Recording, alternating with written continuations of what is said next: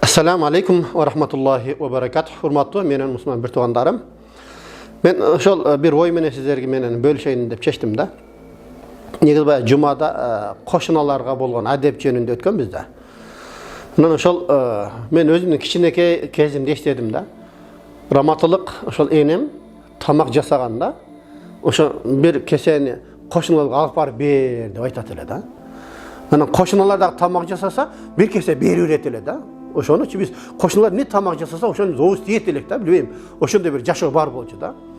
Көрсө биздин ата бабаларыбыз баарысы ошо пайгамбарыбыздын хадисине амал кылып жашаган экен да. Пайгамбардын хадисинде келет: Абазар, Абузар, эгерде сен шорпо кылчу болсоң, суусун көбүрөөк куйдагын кошуналарга ошондон бергин деп айткан экен да. Эми пайгамбардын дагы бир хадисинде келет: О мусулман аялдар, силер кошунаны кошуналыгы үчүн дейт, силер урматтагыла дейт да, бул жерде кор санабагыла. Жок дегенде койдун шыйрагы менен болсо дагы дейт да. Элестетип көр. Мисалы куйкалайбыз, мисалы койсоңдо баш куйка шыйрак, жок дегенде сен ошону тоготпой койбо дейт да. Бир шыйрак болсо дагы ошого бир кайрылып тур дейт да. Мен айтарым дейт, мисалы азыр мына жан конуштарда Кудайга шүкүр айылдагыдай эле жашоого. Азыр эми ошол тамак жасаганда сырткы дарбазаны дагы үйүн дагы жабып алып туруп жасап калышты да. Ошого мен силерге бир сунушум да, туугандар.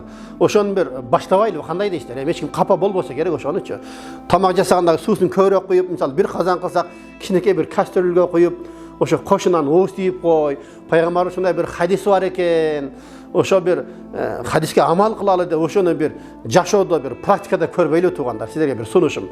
Ошону бир адатка айлантпайлы, кандай дейсиздер? Себеби аны адатка айлантсак болот да. Себеби мен эсимде да. Раматылык энем ошо тамак жасаганда бир кесени кошуналарга берет эле, биз көтөрүп барып берет эле. Алар дагы жасаса бизге берет эле да. Көрсө ошол пайгамбардын хадисине амал кылып жашаган экен да. Келиңиздер туугандар. Ошондой бир амал кылып жашап, ошо пайгамбардын сүннөтүн бир тирилтпейлү, кандай дейсиздер? Allah razı olsun barınlardan. Selamun aleyküm.